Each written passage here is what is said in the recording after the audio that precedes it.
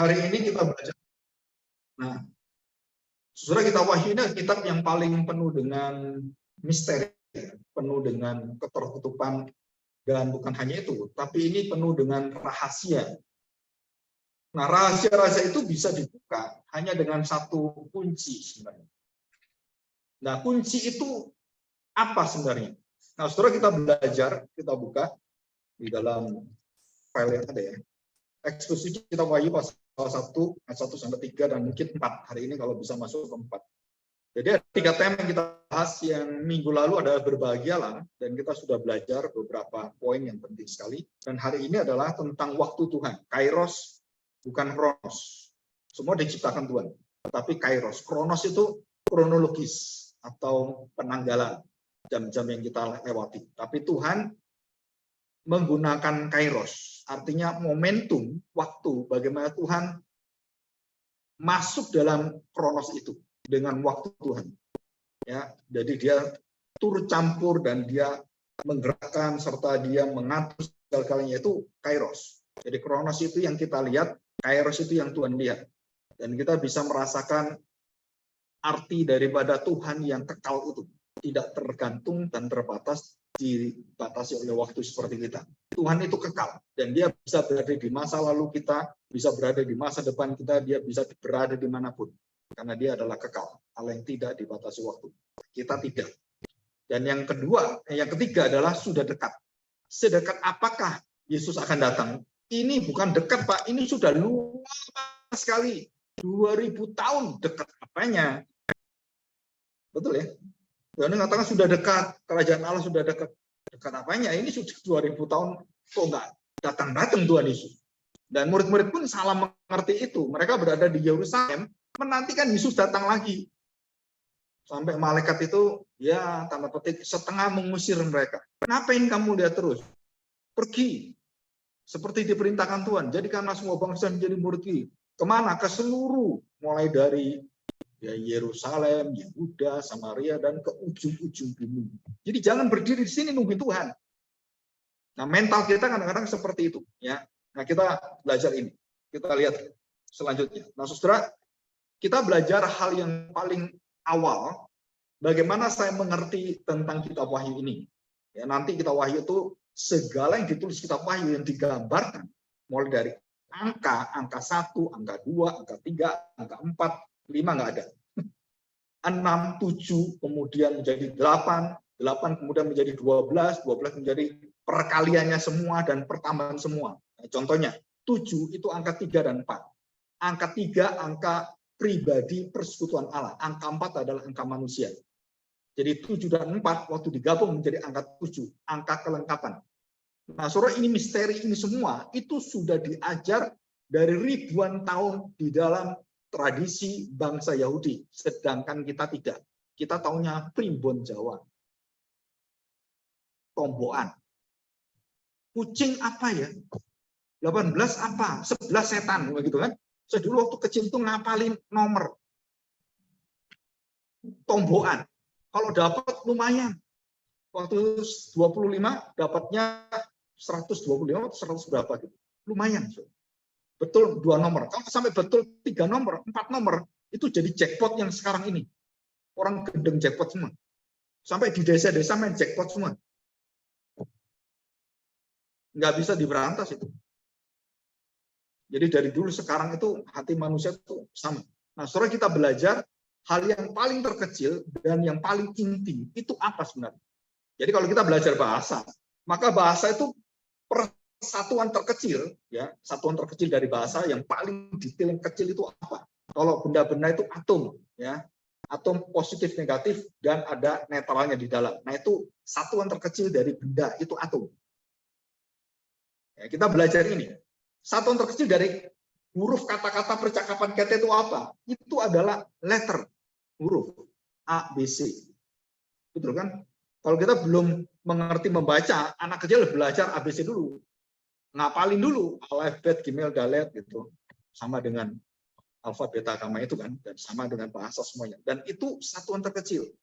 Kenapa saya membawa kita belajar hal-hal penting dasar ini? Karena itu merupakan dasar yang tidak bisa, waktu kita membaca kitab Wahyu, Saudara tambah bingung, tambah nggak karu-karuan. Karena kita nggak punya dasar-dasarnya. Nah, ada beberapa buku yang saya pakai, ada 5 buku. Semua ini adalah hampir semua dari Westminster. Yang pertama, bukunya Bailey, George Bailey. Ya, Bailey itu ini The New International Greek Testament Commentary. Dan ini buku paling tebal. Kira-kira minggu depan saya rencana mau pakai itu ya. Kira-kira hampir 400 halaman lebih. Nah, kemudian Joel Beeke yang baru, ini yang terbaru, Joel Beeke baru ngeluarin tentang kitab Wahyu yang lebih experiential, commentary in experiential life of Christian. Jadi bukan seperti Bailey yang secara latar belakang bagaimanakah dengan Talmud, bagaimana semua rahasianya apa, itu Bailey. Itu keahlian dia yang luar biasa dan tidak mungkin kita bisa belajar tanpa buku-buku yang menolong kita. Nah, ini Beeke ini lebih ke arah bagaimana yang dialami oleh orang percaya dengan seluruh pengajaran biblika sistematik itu, dari Christian worldview-nya bagaimana, dan dia jelaskan ini. Dan buku yang paling tua itu adalah Lebih dari Pemenang, sudah diterjemahkan. Ya. Dan Simon Kistemaker itu sudah diterjemahkan. Ini profesor yang ngajar saya langsung. Ngajar kitab Wahyu. Dan saya punya file Microsoft Word-nya dikasih hadiah dari dia. Jadi ada 2 murid dikasih hadiah. Ya, 2 murid kasih hadiah itu semua dari Indonesia. Ya, puji Tuhan. Satunya Pak Andika, nggak tahu sekarang di mana dia. Dan kemudian saya dapat. Nah, saudara, waktu saya dapat ini dan sempat juga beberapa kali dia datang ke Indonesia dan mengajar tentang perumpamaan-perumpamaan. Dia juga menulis buku tentang perumpamaan-perumpamaan yang sudah diterjemahkan oleh Saat. Dan ini juga yang diterjemahkan Momentum, satunya Saat. Nah, sekarang udah meninggal, Simon Kistemaker ya. Saya pernah sempat menjadi muridnya kira-kira hampir 2 tahun. Dan itu sangat indah sekali. Nah, ini sudah diterjemahkan, ini juga bukunya tebel-tebel semua. Dan kitab Wahyu nggak ada buku tipis, semua bukunya ratusan halaman. Jadi kalau saudara mendengarkan saya hari ini, saudara, ini itu pikiran saya, otak saya, itu baca ini mengulang-ulang semua. Jadi sudah ngerti 2 lagi, dan kemudian diperkaya lagi, dan kemudian dijelaskan. Dan setiap waktu membaca dan mengerti, kemudian menyampaikan firman Tuhan, itu ada sesuatu yang terus baru. Pengetahuan-pengetahuan baru, dan khususnya hubungan saya dengan Tuhan sendiri, dengan Kristus, itu lebih luas lagi. Dan ini indah sekali sebenarnya. Nah, saudara, saya bawa saudara untuk masuk dalam persekutuan dengan Kristus yang kekal. Dan dia menjadi jaminan, satu-satunya jaminan masa depan dunia, jaminan akan seluruh bangsa-bangsa, jaminan akan seluruh umat manusia, itu hanya Kristus. Di luar dia, tidak pernah ada jaminan. Ya. Dan kemudian buku yang kelima, itu adalah Triumph of the Lamb, ditulis oleh Dennis Johnson. Nah, Dennis Johnson ini dengan Bailey, dengan Hendrickson, itu satu alumni dengan Joel Beeke. Semua alumni Westminster Theological Seminary. Ya, sekarang Joel Beeke menjadi rektor Puritan Reform Theological Seminary. Dia menjadi rektor, dia pemimpinnya, dia pendirinya. Nah, saudara, Lebih dari Pemenang ini yang paling pertama. Nah, saudara, kalau membaca itu lebih sederhana dan mungkin kita lebih familiar ya, lebih bahasa juga lebih enak. Tapi kalau Triumph of the Lamb ini tafsiran yang lebih ke arah komentari yang advance. Ya, jadi kalau membaca, kalau kita nggak ngerti bahasa Yunani semuanya, kita agak kesulitan. Tapi dia memberikan fakta-fakta tentang hal-hal yang baru, seperti Bailey. Jadi ini 5 buku yang saya pakai. Dan ada buku yang lain bahasa Indonesia. Tapi semua buku itu di bawah standarnya buku ini semua. Apalagi buku yang bersifat bukan dari aliran exegetical commentary yang sangat expert dan tepat. Itu biasanya banyak nyasarnya. Nah, yang bahasa Indonesia itu kadang-kadang saya banyak beberapa baca itu tidak tepat dan selalu mengaitkan dengan kejadian-kejadian dunia ini. Walaupun mereka mungkin kurang belajar atau apa, saya nggak tahu. Nah, saya memakai 5 buku ini. Oke, kita kembali. Saudara perhatikan. Dalam satuan tadi ya, alfabet. Nah, kalau kita membaca kalimat atau kitab atau buku atau membaca apapun, saudara, itu harus dimulai dengan satu kata di atas segala kata. Awal mula dari semua kita bisa mengerti adalah huruf. Satuan terkecil dari kalimat dan kata. Itu huruf. Jadi ABCD dan semua harus mulai dari sana. Jadi saya membawa kita supaya membaca kitab Wahyu itu dari mana asalnya dan bagaimana kita memulainya. Nah, ini penting. Kalau kalimat, buku, nah, huruf kan? Kalau gambar apa, Pak? Piksel namanya. Tahu piksel kan? Satuan terkecil dari warna gambar. Itu namanya piksel. Ini berapa piksel? Oh, ada sekitar 2000 piksel. Nah, sekarang megapiksel. Sekarang sudah masuk megapiksel. Handphone yang terbaru, saya sudah pernah, nggak tahu ini sudah sampai ke berapa, saya nggak tahu. Sudah ada 120 megapiksel. Punyanya Samsung. Jadi megapiksel. Saudara bayangkan dari 1 piksel, 2 piksel, terus kemudian ribuan jadi mega, dan 120 mega, dan giga nanti. Karena komputer kita sekarang ini sudah giga. Dulu megabytes. 10 megabytes, oh harganya komputer dulu mahal, 20 tahun yang lalu. Sekarang nggak ada harganya. Nggak ada harganya. Sekarang sudah gigabytes. Dan yang terbaru, tera. Wah, udah, nutut kita. Otak kita nggak nyampe. Setelah tera apa? Nah, setelah itu apa?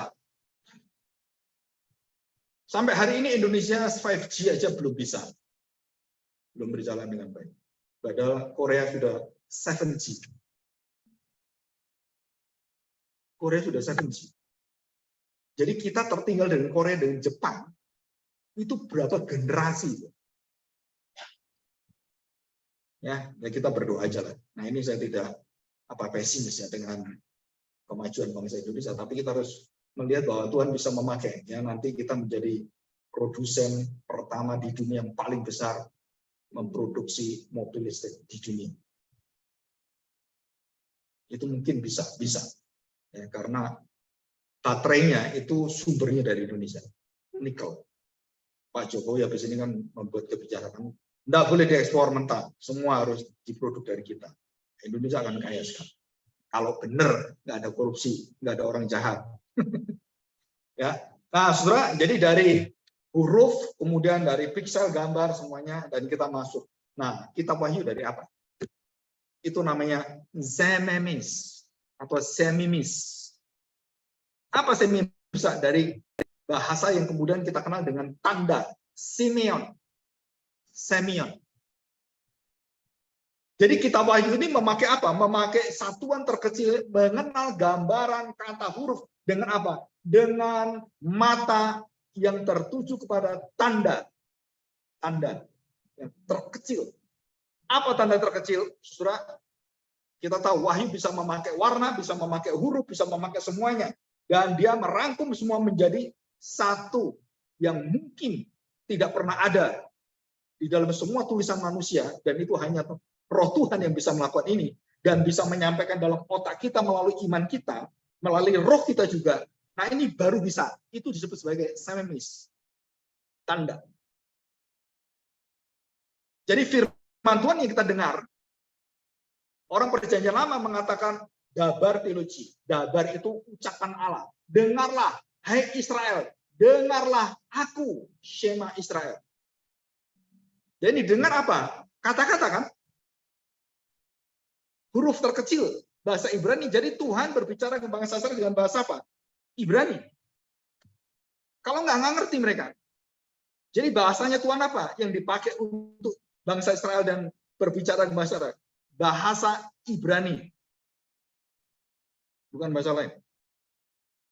Pak, jadi Tuhan berbahasa Ibrani? Enggak juga.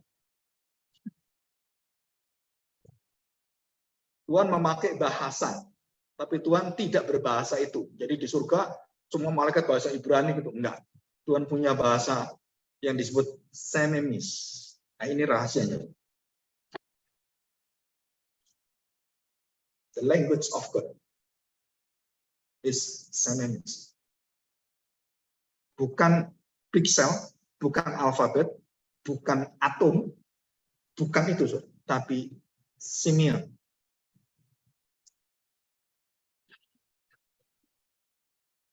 Saya menemukan rahasia ini, itu di bukunya Profesor semua itu. Dan saya tidak pernah temukan di buku yang lain. Jadi saya bisa mengerti kitab Wahyu itu bagaimana bisa mengerti? Surah roh kita, iman kita dapat anugerah dan melalui hubungan semenis. Yang bukan hanya huruf, hanya gambar, hanya metafora gitu, bukan. Tapi ada di atas segala sesuatu yang bersifat tanda. Melebihi daripada kata-kata fiksi semua. Dan itu dipakai oleh Tuhan namanya tanda. Yang lebih besar dan bisa kita lihat namanya mark, khatma. Dan terkecilnya adalah semenis atau semainu. Sema dipakai dalam Alkitab lebih dari 4.000 kali. Perjanjian Lama dan Perjanjian Baru. Jadi kalau kita tanya, Allah itu apa? Saudara tulis dengan kata, Allah adalah ini. Nggak cukup. Allah itu besar, Allah itu begitu putih, kudus. Cukup, Pak? Nggak cukup. Bagaimana supaya cukup? Pakai semainu. Menggambarkan Allah dengan tanda, dengan gambaran yang kekal. Dan baru kamu bisa masuk, menembus kekekalan dengan semainu.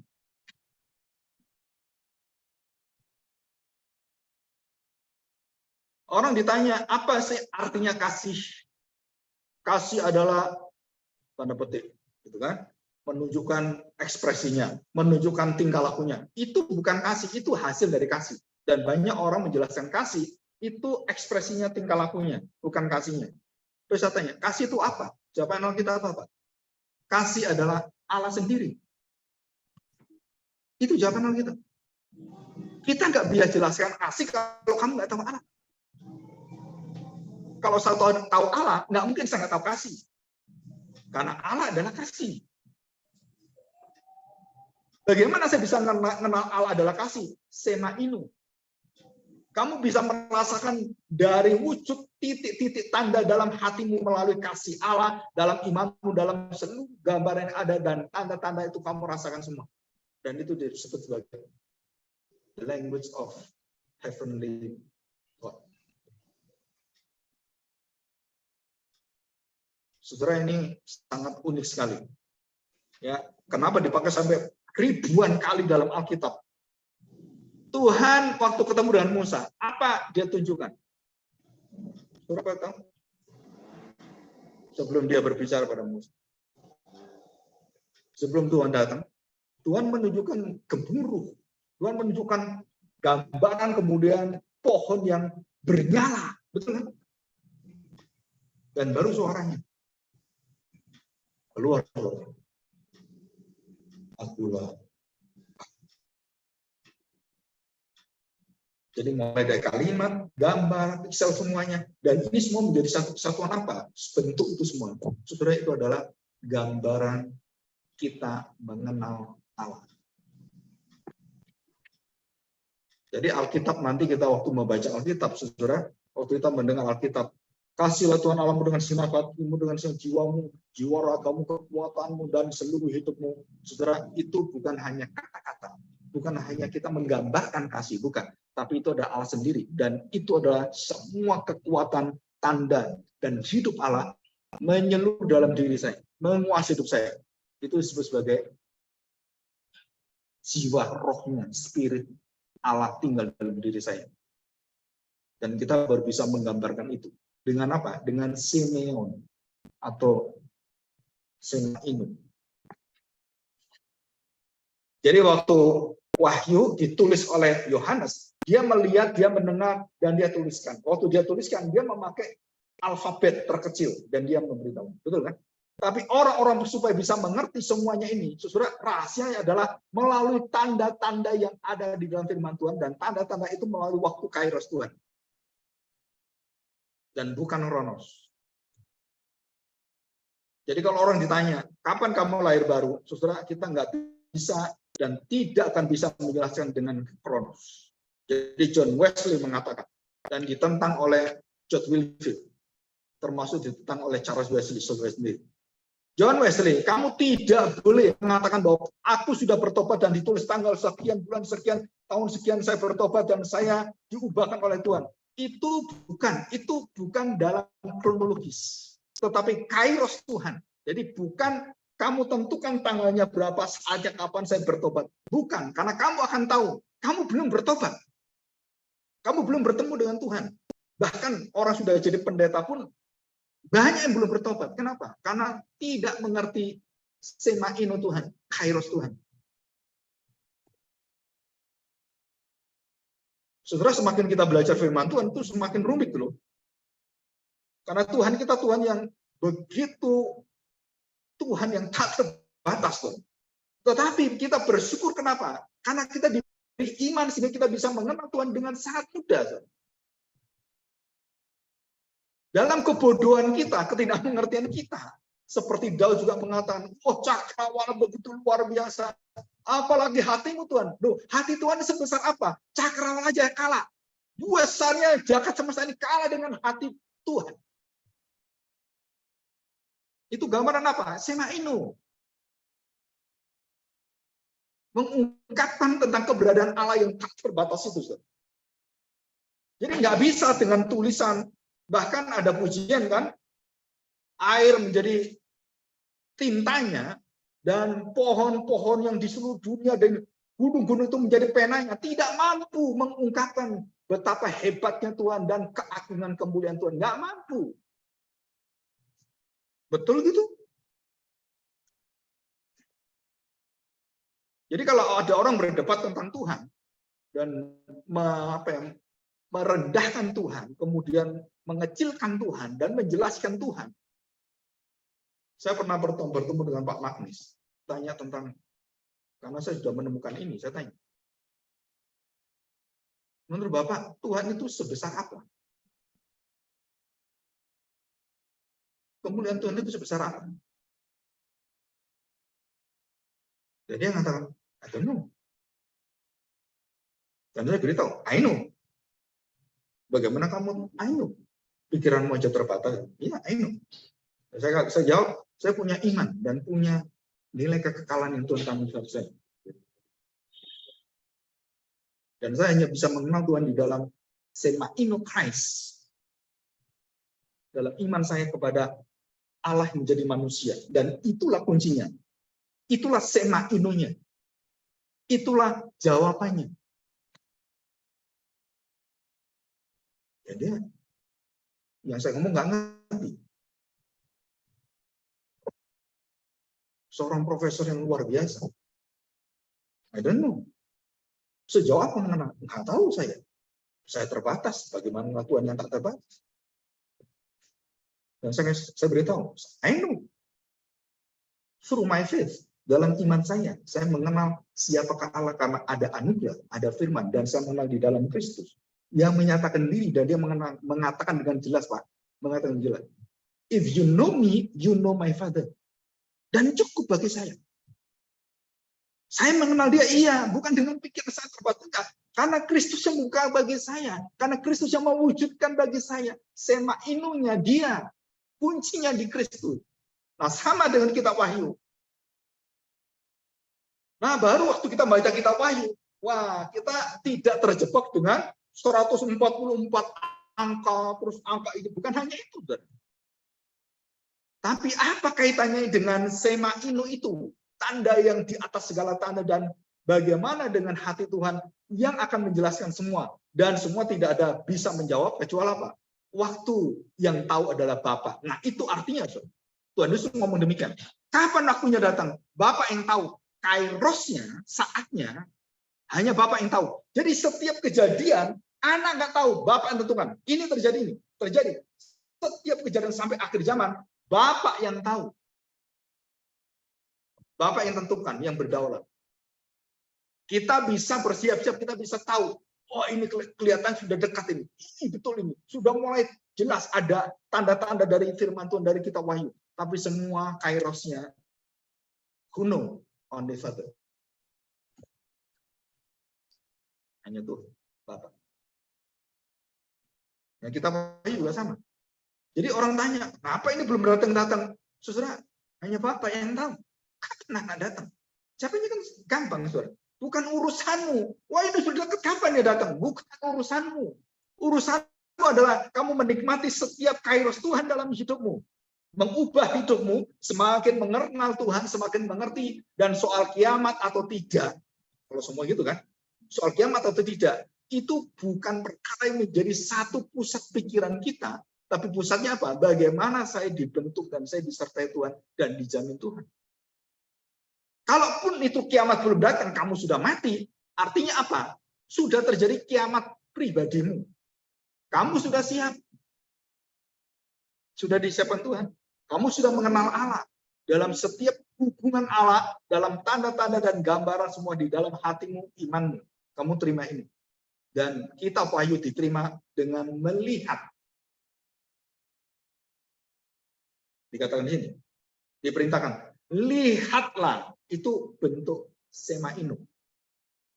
Nah, iman dari sampai ini Thomas, aku akan membuktikan, aku akan melihat. Baru aku percaya. Saudara, itu artinya mata dia dibatasi dengan kronos. Tapi mata kita yang dengan kairos, seperti Yohanes dibukakan tentang alam semesta yang kairos itu, bagaimana sebelum terjadi dan ditontonkan Tuhan, apa yang terjadi nanti di akhir zaman, saudara, itu bukan mata kronos seperti Thomas, bukan. Ini mata semainu, mata kairos. Elia melihat Tuhan. Elisa melihat Elia. Saudara, itu semua adalah bukan kronos, itu kairos. Menembus seluruh kronos. Kalau kamu bisa melihat saya, kamu akan mendapatkan yang kamu minta. Dan waktu Elia terangkat, dan Elisa bisa melihat itu, maka jubah Elia ditinggalkan. Elisa mendapatkan 2 kali kuasa Roh Kudus yang berlaku bagi dia, itu 2 lipat dia dapat. Jadi kalau Elia bisa 7 kali mujizat, Elisa 14 kali mujizat. Dan itu semua terbukti dalam Alkitab. Nah, saudara, kita baca kitab Wahyu pasal yang pertama. Ya, ini saya ulangi aja. Inilah wahyu Yesus Kristus. Wahyu artinya revelasi. Artinya Yesus yang akan dibukakan. Beritanya tentang Yesus. Jadi kitab Wahyu ini dan seluruh kitab suci, beritanya tentang wahyu Yesus Kristus. Siapakah Yesus? Apa yang dia lakukan? Dan bagaimana dia akan datang? Bagaimana dia mempersiapkan? Bagaimana Bapa itu akan membuat semua akan menanti-nantikan kedatangan anak. Yang dikaruniakan Allah kepadanya supaya ditunjukkannya kepada hamba-hambanya apa yang harus segera terjadi. Dan ini adalah satu proses. Dan oleh malaikat yang diutusnya, dia telah menyatakannya kepada hambanya, Yohanes. Yohanes telah bersaksi tentang firman Allah dan tentang kesaksian diberikan oleh Yesus Kristus, yaitu segala sesuatu yang telah dilihatnya. Saudara, artinya apa? Yohanes sudah mengalami seluruh penglihatan ini, dia kemudian menuliskan di Pulau Patmos. Dia melihat lagi, dia tuliskan. Melihat dulu, baru dia tuliskan. Dia dulu, dia tuliskan. Bukan tulis lihat dulu. Enggak bisa. Bukan dia berangan-angan terus lihat, oh benar. Enggak. Dia lihat dulu kenyataan, apa yang akan terjadi, dia tulis. Lihat tertulis. Dan telah dilihat. Sudah terjadi. Sudah dilihat. Dan ayat yang 3. Berbahagialah yang membacakan dan mereka mendengarkan kata-kata nubuat ini. Jadi nubuat ini ada 7 nubuat. Dan seluruh kitab yang akan kita pelajari, nah itu mengagumkan sekali. Surah angka 7 itu meliputi seluruh hidup manusia. Kesempurnaan Allah. Dalam dosa, dalam hukuman, dalam murka Allah, semua 7. Termasuk dalam hidup kita. Kemalangan kita. Pergumulan kita itu sempurna dan Tuhan akan berikan pergumulan yang sempurna supaya kita terikat dengan Dia. Ya. Perhatikan baik-baik. Dan yang menuruti apa yang ada tertulis di dalamnya, sebab waktunya sudah dekat. Nah, saudara, kita belajar ini ya. Nah, saya tidak menjelaskan secara detail tentang ayat-ayat karena ini nggak ada waktu kita. Saudara perhatikan, kitab Wahyu ada 404 ayat. Dan ada 22 pasal. Kenapa 22 pasal? Karena itu abjad bahasa Ibrani. Nah, sekali lagi, ratapan kemarin kita belajar, pasal 1, pasal 2, pasal 3, pasal 4, pasal 5. Pasal 3, saudara tidak menurut abjad. Pasal 4 pasal di sini, 1, 2, 4, 5. itu 22 ayat semua. Dan Wahyu memakai 22 ayat. 22 pasal. Kenapa? Ini menunjukkan hubungan yang erat antara berpikir secara Yahudi, secara pengertian iman Yahudi di dalam kitab Wahyu itu sangat terikat dan tidak terpisah.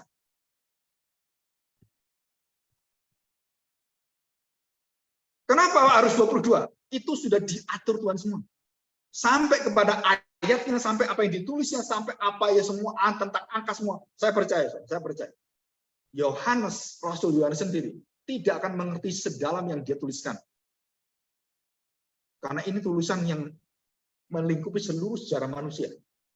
Yohanes nggak mungkin bisa ngerti sampai sedalam-dalam itu. Saya percaya, dia terbatas sekali. Tapi dia melihat dan dia tuliskan. Dan dia bagikan itu. Dan siapa yang memberi pengertian? Ya Roh Kudus sendiri. Sepanjang sejarah gereja akan mengerti, semakin dekat dia akan semakin mengerti. Jadi gereja harus diajarkan, di sini dikatakan, surat, supaya berbahagia. Mereka mengajarkan, mereka mendengarkan firman Tuhan. Khususnya kitab Wahyu. Hanya satu kitab yang diperintah oleh Tuhan supaya dibaca, didengar oleh seluruh umat Kristen. Tapi kenyataannya, kitab Wahyu ini hampir nggak pernah kita dengar di mimbar. Karena satu-satunya kitab yang diminta untuk kamu harus dengar, kamu harus baca, kamu harus turuti. Itu kitab Wahyu supaya kamu berbahagia. Nah, saudara kita lihat 7 bahagia dalam kitab Wahyu.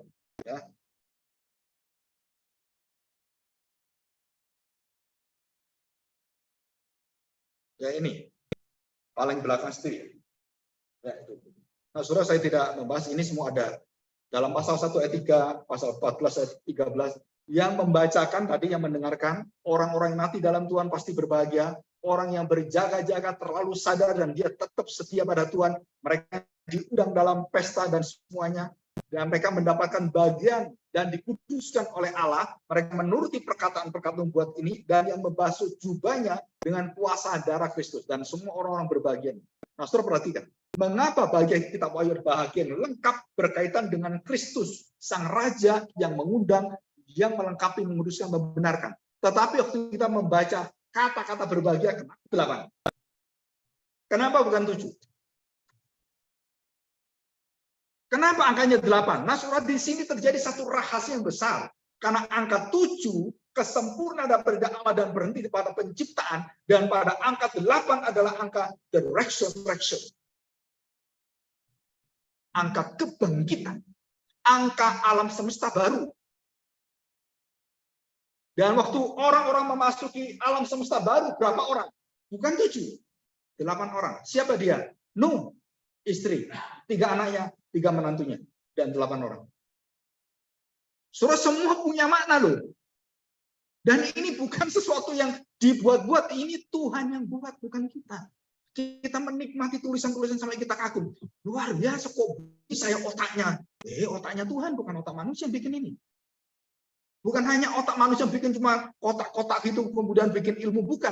Ini dari awal kekekalan sampai penciptaan pertama terus. Sore itu semua berlanjut. Kenapa hari Sabat Kristen? Bukan hari ke-7, hari ke-8. Kebangkitan. Dan itu jawabannya.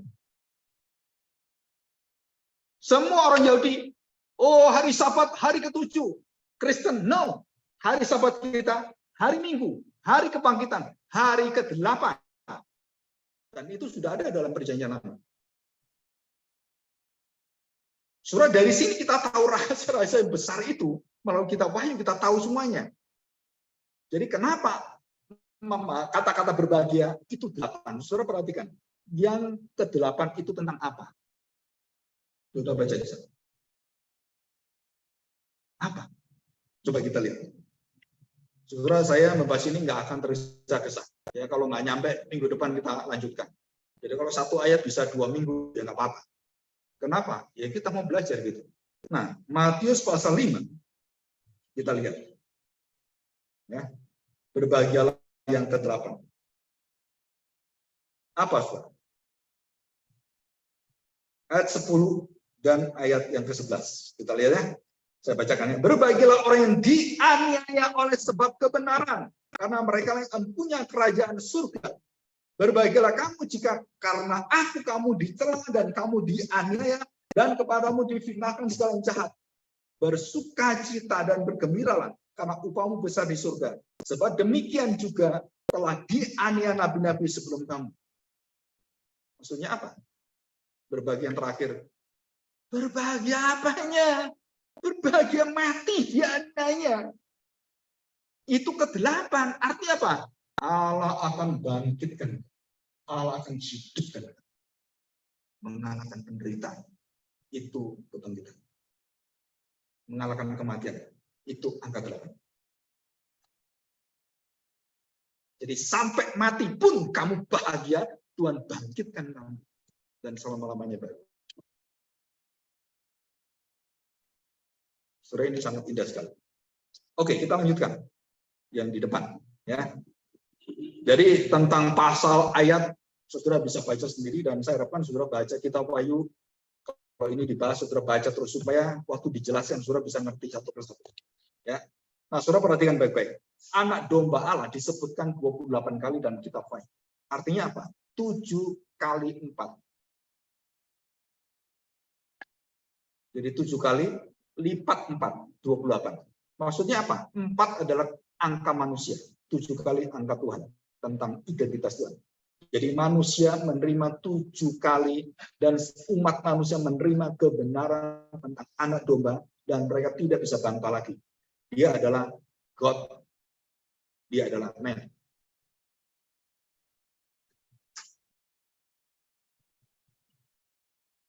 Dan itulah angka yang dibuat Tuhan. 7 dan 4. 7 dari mana? 3 dan 4. Jadi 3, 4, 7. Terus di-4 kalikan. Dijadikan kalam menjadi manusia. Allah menjadi manusia. Dengan sempurna. Itu 28. Di dalam diri siapa? Anak domba Allah. Dan saudara perhatikan, anak domba Allah dengan singa Yehuda. Singa Yehuda hanya sekali dalam kitab Wahyu. Tapi anak domba Allah mengkapir semua. Kenapa pentingnya anak domba Allah? Saudara, di situ rahasia iman Kristen, rahasia kita mengenal Semaino Allah. Di dalam gambaran apa? Anak domba Allah. Bertobatlah. Anak domba Allah sudah menanggung dosa manusia. Dan semua diminta mendengarkan dan melihat langsung anak domba Allah datang. Dan kemudian Roh Kudus datang. Yohanes pembaptis dia. Itu Semaino. Satu kairos dari Tuhan yang datang dan membelah seluruh waktu manusia. Before Christ and after Christ. Sampai hari ini, orang Islam, orang China melawan pembagian waktu. Nggak bisa. Kenapa nggak bisa? Sudah BC, before Christ.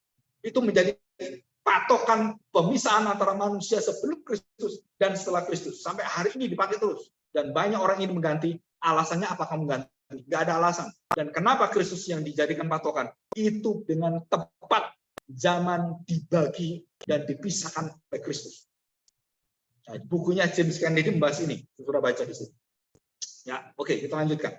Nah, saudara, kalau kita lihat berkat unik ini yang sudah kita baca minggu yang lalu, saya tidak jelaskan lagi, adalah berkat yang berkaitan dengan bagaimana kita dipersiapkan untuk menghadapi pergumulan-pergumulan kesusahan dunia. Dan kita sebagai manusia tidak boleh terpengaruh dan diseret dengan nafsu dunia, sehingga kita masuk dalam pergumulan dunia dengan cara dunia. Dan 7 gereja yang setia dan yang terus belajar firman Tuhan, dan tidak mensekulerkan dirinya, mengikuti dunia, itu yang bertahan. Gereja Smyrna dan Philadelphia. Tapi Efesus, Laodikia, dan semuanya, itu gereja jatuh semua, dan Tuhan marahi mereka. Tuhan tegur mereka. Supaya mereka bertobat. Jadi bayangkan, 7 gereja itu, gereja yang benar itu 2, ada cirinya. Cirinya apa? Setia pada firman Tuhan, setia menantikan Tuhan, dan mereka bersaksi sampai mati Philadelphia, Smyrna. Dan itu ciri gereja, bukan gereja yang wah nyanyinya bagus, musiknya bagus, ibadahnya bukan, saudara. Pak, kalau Bapak ngomong pergumulan gereja seperti ini, nggak ada yang mau, Pak. Tapi kita pahami ngomong loh. Gereja yang bergumul di dalam dunia, gereja yang berjuang menyatakan terang Kristus dan memberikan kemurahan Tuhan walaupun mereka dalam kekurangan, walaupun mereka sulit sekali hidup, tapi mereka tetap membantu orang dalam kelemahan-kelemahannya. Saudara, itu terang Tuhan tidak pernah padam dalam diri gereja Tuhan, orang itu. Dan itulah yang dilihat Tuhan. Itulah gereja yang dikasih Tuhan. Dan 7 gereja, dan 5 gereja harus bertobat. Ya, Tuhan masih berikan pertobatan. Jadi 7 gereja, ada 7 gereja milik Tuhan. Dan dikatakan di situ ada 7 roh Allah. Nah, surah 7 roh Allah bukan berarti Roh Kudus punya 7 pribadi. Bukan. Itu istilah. 7 roh Allah menunjukkan 7 adalah kelengkapan roh Allah. Yaitu Roh Kudus sendiri. Roh Allah adalah 7 roh Allah. Ke-7 roh Allah. Ke-7 roh. Dikatakan di situ kan. Itu adalah roh Allah. Bukan 7 roh Allah. Roh Kudusnya 7 bukan. Tapi 7 roh. Nah, dari Allah. Jadi 7 roh dari Allah, yaitu Roh Kudus sendiri. Yang menyertai dan tidak meninggalkan kaki dian. Apa itu kaki dian? Yaitu terang firman Tuhan. Nah, sekali lagi, gereja-gereja yang dipenuhi Roh Kudus, gereja yang mengalami kehidupan yang betul-betul dipimpin dengan roh yang luar biasa, saudara, gereja yang selalu belajar setia dan mendengarkan firman Tuhan dan hidup menjadi saksi bagi Tuhan. Dan tidak ada yang lain. Soal kamu ibadah di mana di situ, itu bukan patokan. Itu ekspresi kita semua. Saya tidak melarang orang mengekspresikan dengan baik, silakan. Apa dirimu sudah mengenal Tuhan? Nah, itu jauh lebih penting. Jadi kalau orang beribadah dengan indah, terus orang mati dengan sengsara, gitu ya. Tuhan Yesus mengatakan, orang-orang ketimpa dengan tembok di Siloam itu, kamu pikir mereka lebih berdosa dari kamu? Atau orang yang mengalami seperti dibunuh, kemudian darahnya dicampur oleh Herodes, lebih sial dari kamu? Bukan masalah kematian, bukan masalah ibadah indah atau tidak. Betulkah kamu mengenal aku? Itu lebih penting. Tapi kita sebagai manusia, kita mencari sesuatu yang sesuai dengan keinginan kita, bukan keinginan Tuhan. Kita berdoa baik-baik, kita berkumpul. Oke, kalau secara ringkasnya, saudara, kita lihat dalam Alkitab ya, Perjanjian Lama itu menubuatkan tentang Kristus. Perjanjian Baru merupakan sejarah historis Kristus. Terus Kisah Para Rasul itu tentang gereja Tuhan. Bagaimana Yesus melahirkan gereja dan memimpin gereja. Dan suratan ada 2, pengalaman dan jaminan akan bebas dari hukuman kekal maut. Jadi suratan dibagi menjadi 2. Suratan dari awal, dari Korintus itu, mulai dari Roma itu sampai Korintus, kemudian sampai ke Petrus. Nah, itu banyak berbicara tentang dunia orang mati. Petrus dan Yudas, serta masuk ke kitab Wahyu.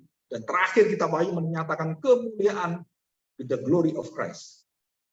Dan ini lengkap. Ya, oke, kita akan melihat ya. Nah, bagaimana Pak saya bisa membaca tadi? Setelah saya tahu Semaino, nah saudara kita lihat Ibrani. Ibrani pasal yang ke-8. Ya. Ibrani pasal 8 ayat yang ke-4. Saudara perhatikan, dari awal Semaino ini sudah menjadi inti firman Tuhan. Bahasa yang terkecil untuk mengerti siapakah Allah dan kehendak Allah, apa yang terjadi itu Semaino. Nah, perhatikan. Sebab setiap imam besar ditetapkan untuk mempersembahkan korban dan persembahan, dan karena itu Yesus perlu mempunyai sesuatu untuk dipersembahkan. Sekiranya ia di bumi ini, ia sama sekali tidak akan menjadi imam, karena di sini telah ada orang-orang yang mempersembahkan persembahan menurut hukum Taurat. Jadi nggak perlu lagi kenapa Yesus datang menjadi imam. Tapi itu bukan Semaino, itu adalah kronos, itu adalah lambang, itu adalah simbol, dan bukan menyatakan wujud aslinya. Jadi Yesus datang kenapa? Dialah wujud aslinya, bukan upacaranya. Dan ayat ini mengatakan sekiranya ia di bumi ini, ia sama sekali tidak akan menjadi imam, karena di sini telah ada orang-orang yang mempersembahkan persembahan menurut hukum Taurat. 5. Pelayanan mereka adalah gambaran dan bayangan. Pak, kenapa sih kita kok nggak langsung aja zamannya Adam, Yesus datang, udah selesai kan? Terus kita menjadi keturunan yang baik semuanya, kan enak gitu. Itu tuh pikiran. Pikirannya bukan pikiran Tuhan. Kalau seperti itu nggak ada ceritanya. Hidup manusia kayak apa gitu kan? Tapi Tuhan ingin menunjukkan betapa kasih setianya, kesabarannya ribuan tahun dia membentuk manusia. Dia ingin menyatakan kemuliaannya. Kalau cuman dosa Adam, terus kemudian dipertobat, dikasih, Kristus selesai. Di mana keindahannya? Nggak ada. Tuhan membuat satu drama kekekalan itu untuk menyatakan, akulah Tuhan. Jadi jangan tanya saya, karena saya bukan sutradaranya. Tanyalah Tuhan. Jadi dikatakan di sini, pelayanan mereka, para imam itu, imam yang besar yang ribuan tahun melakukan itu, dalam bangsa Yahudi, bangsa Israel, adalah gambaran dan bayangan dari apa yang ada di mana? Di surga, saudara. Di bumi, seperti di surga. Bapak kami. Siapa yang mengajar Bapak kami? Bukan Nabi. Saudara. Nabi nggak bisa ngajar ini, saudara. Dia adalah Allah sendiri yang menjadi manusia. Dan dia katakan, di bumi seperti di surga. Jadi aslinya itu ada di surga semua. Dan sekarang di surga itu datang ajar kamu sekarang. Mewujudkan itu semua. Menggenapi semuanya. Dan siapa dia? Aku sendiri. Perempuan Samaria, oh ya kami akan nyembah Tuhan begini. Oh ya kamu nyembah Tuhan, tapi nanti kamu akan lihat Mesias. Kamu tidak perlu menyembah di Gunung Gerizim, di Yerusalem, dan kamu menyembah di hadapan dia. Dan kamu akan lihat dia. Terus perempuan tanya, bagaimana saya bisa?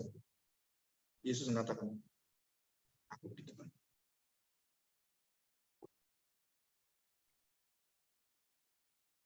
Sema inu. Ini gambaran Allah, wujud dari semua Allah di depan kamu. Akulah bukit persembahan itu. Akulah bait Allah itu. Akulah kiblatmu. Betul ya? Orang Kristen kiblatnya kemana? Setiap ke hotel kan kiblat ada panahnya. Oh ke sana, oh ke sini. Kita tahu kan di hotel kiblatnya. Kalau kita orang Kristen, kiblatnya kemana? Oh ke gereja Pak. Sudah salah besar. Kiblat kita kemana? Apa yang cari kiblat yang udah tinggal di sini? Saudara, kita nggak punya kiblat karena kiblatnya bersatu dengan kita. Kiblat yang tidak berkiblat. Nah itu di dalam hati kita. Dan Kristus tidak dicari kemana, bukan sudah tinggal dalam kamu. Ada orang berdoa seperti pada Roh Kudus. Roh Kudus, datanglah Roh Kudus. Aku udah datang. Aku sudah duduk di hatimu. Kamu nggak tahu Roh Kudus. Ya itu roh lain kamu panggil. Banyak orang Kristen seperti ini. Roh Kudus datanglah. Roh Kudus. Dan ada lagunya kan. Roh Kudus datang. Gitu kan. Roh Kudus sudah datang tanya-tanya. Tersinggung nggak Roh Kudus? Papa di mana Pak? Oh, di sini. Oh bukan, kamu bukan. Papa. Ini Papa.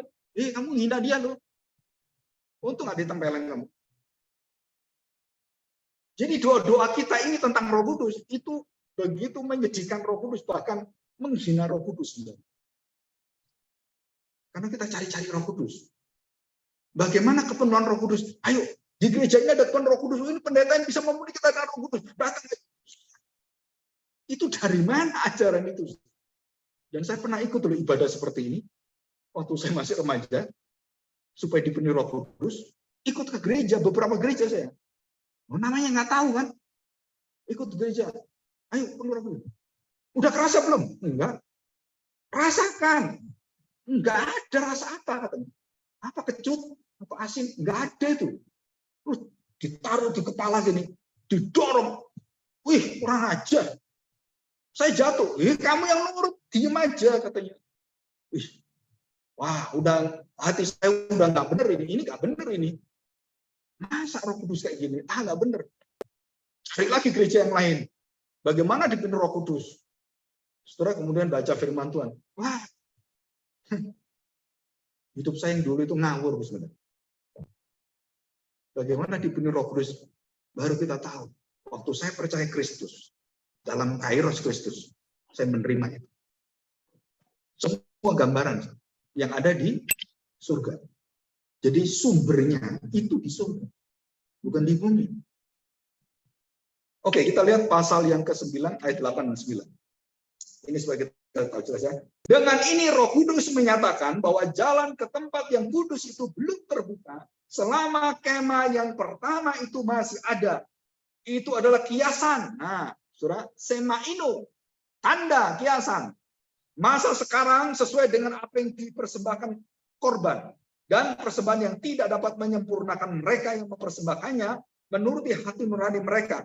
Karena semuanya itu di samping makanan dan minuman, berbagai macam pembasuhan hanyalah peraturan-peraturan untuk hidup insani di dunia ini yang hanya berlaku sampai tiba waktu pembaharuan Yesus datang. Pak, kenapa kita tidak mempersembahkan kambing seperti Idul Adha gitu? Udah sempurna dilakukan Tuhan Yesus. Loh, Pak kan memperingatkan boleh. Gimana kalau kita minggu depan bawa kambing waktu Jumat Agung dan disembelih di sini di depan sebelum perjamuan kudus supaya kita diingatkan kembali, boleh nggak? Nggak ada yang melarang. Tapi what for? Untuk apa? Karena sema inunya sudah datang, wujudnya sudah datang. Ini bayangan, kamu bawa lagi bayangan, kamu bawa lagi kiasannya. Di dalam Ibrani pasal 10 dikatakan, dan selanjutnya, kamu jangan seperti anak-anak dalam imanmu, muter-muter terus di situ. Masuk ke dalam hubungan yang betul-betul makanan-makanan yang akan mempertumbuhkan iman kita, mendewasakan makanan-makanan yang keras. Itu dikatakan oleh penulis Ibrani. Oke, yang terakhir. Nah, saya tidak melihat kepada waktu dan warna ya. Kita belajar tentang terakhir kronos, arti dekat. Nah, saudara perhatikan baik-baik.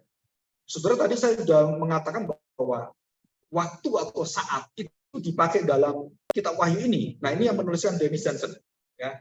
Dan sampai ini tadi Joel Wiki ya. Billy. Nah, dia menuliskan dan ini ada dalam tradisi Yahudi. Jadi ada 7 saat, ada 7 perkataan, ada 7 mujizat, dan itu semua rahasia yang ada dalam kitab Injil Yohanes. Dan itu selalu keluar, termasuk di sini kalau kita lihat, saudara. Nah ini 7 dalam kata dalam Injil Yohanes dan diulang dalam Wahyu Yohanes. Air hidup, anggur, gembala domba, mengalahkan terang gelap, mengasihi muka, dan menyaksikan. Itu 7 kata. Kenapa 7? Nah tahu, cuma 7. 7 gereja, 7 meterai, 7 roh, 7 kaki dian, 7 bintang, 7 tanduk, 7 nubuat, 7 penglihatan, 7 mangkok, murka Allah, 7 kata celaka pada Babylon, 7 visi dari surga, surga terbuka 7 kali. 7 firman Tuhan yang final untuk Yerusalem, 7 guru, 7 malaikat, 7.000. Dan 7 kepala, 7 mahkota, banyak, semua pakai angka 7, semua angka yang sempurna. Saudara, 7 kata berbahagia, 7 perkataan ada dalam Injil Yohanes, dalam Wahyu Yohanes, dan juga angka-angka 7 yang ada sebagai hari Sabat, dan ditambah 1 menjadi kunci hari kebangkitan, hari kehidupan yang baru. Saudara perhatikan ya, 7 kali 7 ditambah 1 berapa? Ya, itu tahun apa? Artinya tahun Jubilee, tahun kehidupan. Tidak ada kuasa dosa di sana. Semua hutang piutang selesai. Rumah kembali pada pemiliknya. Saudara, saya nggak tahu di Amerika ini masih dipakai. Jadi kalau saya dalam kesusahan saya jual rumah, 50 tahun kemudian rumah itu balik ke saya. Kenapa? Jubilee. Itu namanya hak guna bangunan. Betul? Bukan sertifikat milik. Semua hak guna bangunan itu dibatas 50 50 tahun. Selesai, balik lagi.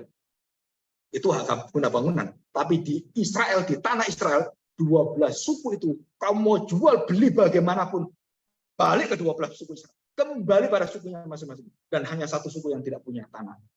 Siapa dia? Suku Lewi.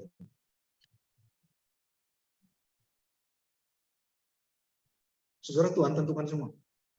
Apa arti tahun jubileum? Tahun kemerdekaan, tahun kembalinya semua, dan Tuhan pulihkan semua. Jadi itulah tahun kehidupan baru. Saudara, ini nilai-nilai yang ada, angka-angka ini bukan buatan manusia. Dalam tradisi Yahudi namanya gematria. Gematria itu apa? Angka-angka yang punya makna tanda semuanya. Saya punya bukunya, dan saya sering baca itu. Sampai saya puyeng sendiri. Kenapa? Hampir semuanya itu punya makna. Sampai pintu, dalet. Arti dalet adalah ceret-ceret. Jadi itu pintu yang terbuka. Dalet artinya apa? Dan kemudian menuju pada siapa? Dan waktu dia percaya pada Kristus. Dalet adalah akulah pintu. Dan dikatakan akulah pintu. Dan dalam bahasa Ibrani apa? Dan disebutkan persis dalet. Masuk apa? Jadi Tuhan Yesus mengatakan akulah gembala yang baik. Itu dalam perjanjian lama. Rahasianya itu tunjuk dia semua. Aku adalah pintu. Masih ingat waktu bangsa Israel dalam kematian dan akan dibunuh. Semua anak-anak, bayi-bayi semua, anaknya Fir'aun semua, laki-laki semua dibunuh oleh Tuhan. Dan pintu, dalet, yang ada darah Kristus, tidak ada mati, betul? Dan itu artinya dalet. Dan setiap huruf membentuk satu lingkaran, satu kesatuan yang menuju pada siapa? The life of Christ, the glory of Christ. 22 huruf abjad Yunani, Ibrani, itu menunjuk kepada keindahan alfa, beta, alfa, omega, Kristus. Nah, masuk akal saja. Saya pribadi percaya semua huruf di dunia ini itu menunjuk pada Kristus. Bahasa bangsa apapun. Karena itu sudah ada di Alkitab contohnya. Jadi dalam misteri yang besar kita nggak bisa nangkep ini semuanya. Sampai kepada angka semua kehidupan, kematian, kelahiran, 7 semua angkanya. Siklusnya 7 hari, Tuhan atur dalam penciptaan 7 hari. Kehidupan kita, sel-sel kita 7 hari semua. Rontoknya rambut dan tumbuhnya rambut bagaimana? Itu 7 semua. Nggak percaya, tanya itu dokter yang ahli dalam bioteknologi semua. Tahu semua dia. Cuman nggak percaya dia. Masuk neraka semua dia. Tapi kita percaya bahwa ini bukan manusia menuliskan. Ini roh Tuhan. Dan saya harapkan saudara, arti kata dekat itulah menunjuk kepada apa? Saudara, Tuhan yang menentukan kairos. Tuhan yang mengatakan dekat, bukan kita. Jadi jangan mengukur dengan kronologis. Akunya dekat itu apa? Setiap kairos itu datang satu persatu dan akan membentuk. Tuhan akan segera datang. Jadi arti kata dekat artinya singkat, dekat, sudah di depan mata. Nah itu. Di depan mata itu seberapa cepatnya kita nggak tahu. Saudara, kalau diteliti dari dunia, nah ini sebagai penutup. Tahun 2080, 2045-50, manusia di dalam kegentingan luar biasa. Nah ini untuk anak saya dan anak kita semua. Engkau dalam zaman yang berat sekali. Zaman yang paling akan rusaknya luar biasa. Oh iya Pak, kalau gitu nggak usah punya anak. Ya terserah. Dan semua orang pada nggak mau punya anak sekarang. Orang Jepang, orang manapun.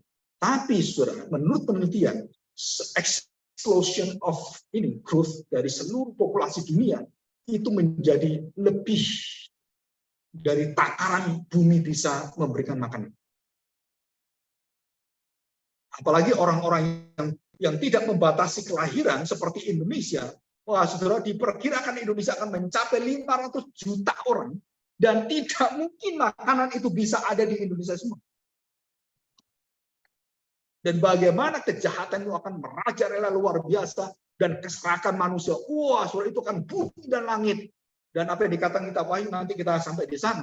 Segala sesuatu menjadi sulit, menjadi mahal, dan semuanya berat. Tetapi jangan takut. Dalam kelaparan, dalam masa kegentingan, mulai dari Abraham keluar, semua binatang mati, dan dia dipimpin Tuhan pergi dari Ur Kasdim ke tanah perjanjian. Mana tanah perjanjian? Ini kelaparan aku semua. Sapi mati, onta mati. Tuhan di mana? Aku pimpin engkau, aku menyertai engkau. Saudara, apa yang terjadi? Mereka waktu berhenti, semua berhenti, berapa ratus orang bersama dengan Abraham. Aduh, Tuhan bagaimana ini? Kita nggak punya ini di tengah-tengah belantara seperti ini, bagaimana Tuhan? Akhirnya gali lubang, berdoa pada Tuhan, dia gali sumur keluar air.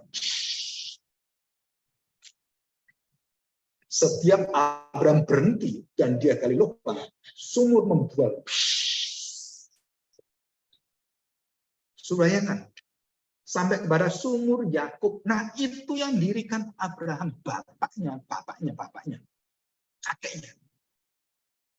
Sumur Yakub itu yang memulai itu Abraham, dan itu membual. Bahkan ada orang benci dengan Abraham. Abraham pergi, sumur ditutup oleh batu, blok, ditinggal. Dan Ishak kemudian datang. Ini kayaknya saya pernah tahu, Papa saya pernah di sini. Ini kayaknya sumur. Ayo coba dibuka. Saudara, waktu dibuka airnya, membual lagi, hidup lagi. Bagi orang lain mati, tapi waktu anaknya datang, muncul lagi airnya. Rahasia besar. Kadang-kadang saya gentar lihat firman Tuhan seperti ini. Karena kita seringkali nggak percaya. Kita ingin menangani hidup kita dengan cara kita sendiri. Tuhan sudah janjikan, saudara, kita jangan ngatur Tuhan. Kita setiap yang kita kerjakan, segala hal itu akan diatur Tuhan. Dan Yakub waktu berjalan juga sama. Waktu dia mulai kelaparan, dia ingat, ini ada tempat di mana papa saya pernah beli. Sumurnya dibuka, muncul lagi airnya. Saudara, sudah ratusan tahun, dan bahkan sampai Tuhan Yesus, sumur Abraham, sumur Yakub itu masih hidup.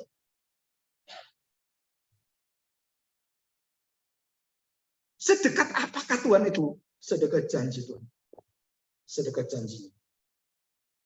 Jangan ngurusin kronosnya. Urusin kairosnya. Siapkah kita bertemu dengan Tuhan? Ya, mari kita berdoa.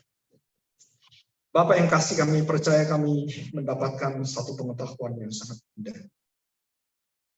Satu firman yang kekal, firman yang bukan membawa kami sesuai dan ikut akan dunia ini. Tetapi firman bahwa kami melihat kepada dunia yang baru. Masa depan yang baru. Dan Engkau mengubahkan kami menjadi terang Tuhan. Menjadi saksi. Walaupun kami tahu, kami banyak sekali di dalam hidup kami dalam pergumulan, bahkan kami terpuruk. Tetapi kami tahu, kami adalah anak-Mu.